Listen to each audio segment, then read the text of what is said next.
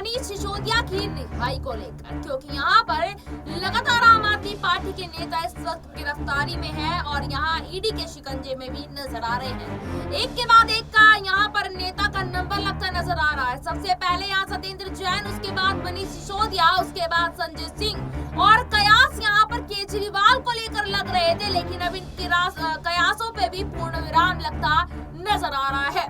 यहाँ 2 नवंबर को पेश होने के लिए ईडी ने समन भेजे थे केजरीवाल को, लेकिन केजरीवाल किसी कारणवश यहाँ ईडी के सामने पेश नहीं हो पाए। उन्होंने मेल के जरिए अपना जवाब भी भेज दिया था, क्योंकि मध्य प्रदेश में चुनाव प्रचार के दौरान निकलना था केजरीवाल को। अब यहाँ पर ये सवाल उठ रहा है, क्या आने वाले टाइम में मनीष सिसोदिया को रिहाई मिलती नजर आ सकती है क्या? क्योंकि देखा जाए तो फरवरी महीने से लेकर और अभी तक जो मनीष सिसोदिया जेल के अंदर है, लास्ट जो उनकी पेशी थी वो 30 अक्टूबर को थी और 30 अक्टूबर को यहाँ देखा गया था कि उनकी याचिका को खारिज कर दिया था।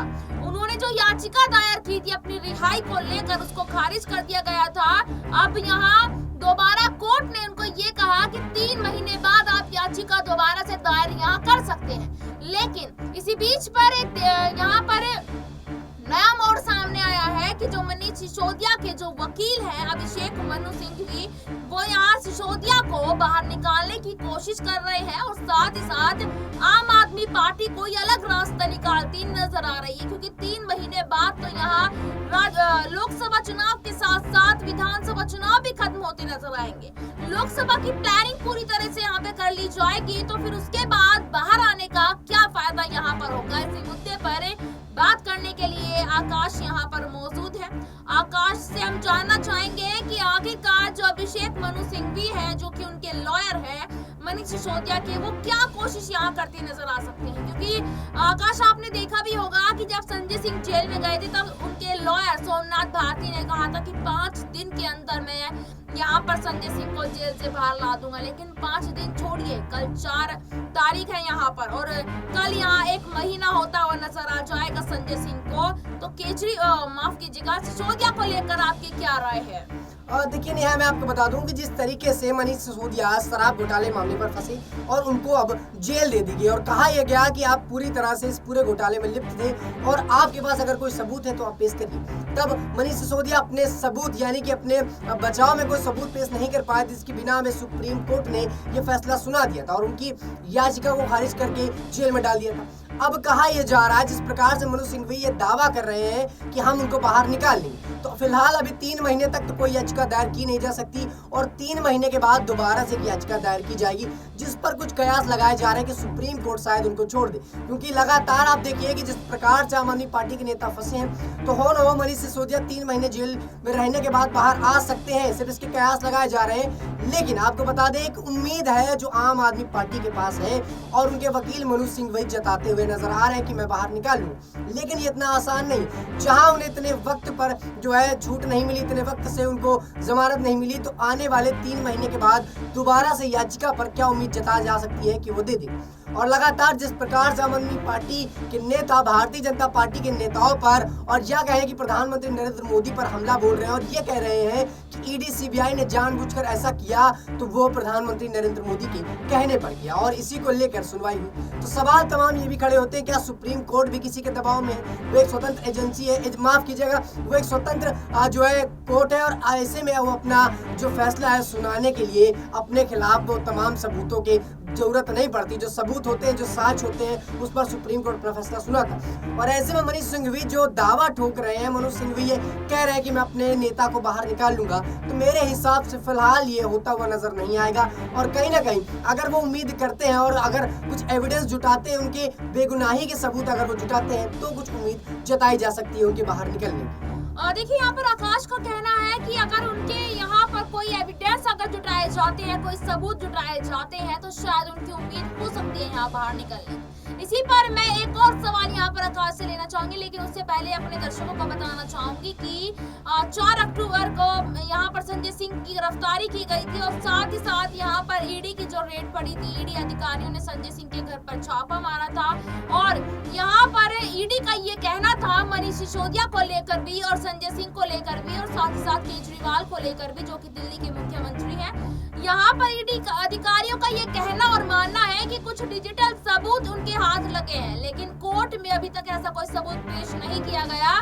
तो आकाश, जैसे आप कह रहे हैं कि 3 महीने बाद ही यहाँ पर नजर आ सकता है सिसोदिया को बाहर निकलते हम देख सकते हैं। अगर कोई सबूत यहाँ पर सिसोदिया के नाम नहीं जुटा पाते हैं ईडी अधिकारी, तो फिर 3 महीने से पहले भी बाहर जा सकते हैं सिसोदिया।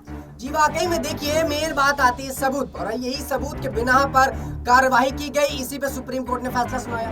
यही सबूत ईडी ने दिखाए, इसी पर बिना हुआ। तो कहीं ना कहीं कोर्ट जो मानती है वो सबूत और गवाह का बिना मानती है, और उसी के तहत छोड़ने का और सजा देने की बात होती है। और ऐसे में अपने बचाव में अगर आम आदमी पार्टी के नेता, मैं अगर सिसोदिया की बात कर लूं, नहीं जुटा पाते, उनके वकील नहीं जुटा पाते, तो किस हिसाब से उनको जो है रिहाई की बात की जा सकती है। हाँ, मैं मानता हूँ कुछ कंडीशन बनाई जा सकती है, उनको कुछ दिन के बाहर लाने के लिए चुनाव को लेकर कहा जा सकता है, लेकिन तब तक तो विधानसभा के चुनाव हो जाएंगे, और ऐसे में अगर लोकसभा के चुनाव तक वो जेल में रहते हैं तो ये आम आदमी पार्टी के लिए एक बड़ा झटका होगा। और ऐसे में जिस तरीके से उनके बाहर निकलने की बातें कर रहे हैं, उनके वकील दावा ठोक रहे हैं, तो उनको ऐसे एविडेंस दिखाने पड़ेंगे, ऐसे सबूत दिखाने पड़ेंगे जिस पर यह जाहिर हो कि शराब घोटाले मामले पर केजरीवाल सरकार का कोई भी नेता लिप्त नहीं है, और खास तौर पर मनीष सिसोदिया इस पूरे मामले से दूर है। हालांकि मनीष सिसोदिया इस बात का दावा करते हैं कि मैं इस पूरे मामले से बेगुनाह हूं, निर्दोष हूं, लेकिन मुझे फंसाया जा रहा है। वो भारतीय जनता पार्टी के कहने पर फंसाया जा रहा है, क्योंकि चुनाव आने वाले, और चुनाव से पहले भारतीय जनता पार्टी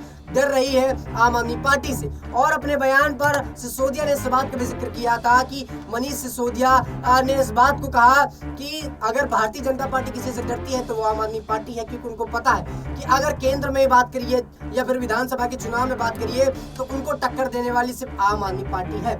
लेकिन मैं आपको बता दूं कि लगातार आम आदमी पार्टी के नेता ईडी सीबीआई की जो है रडार में है, और उनकी छापेमारी से ही फंस रहे।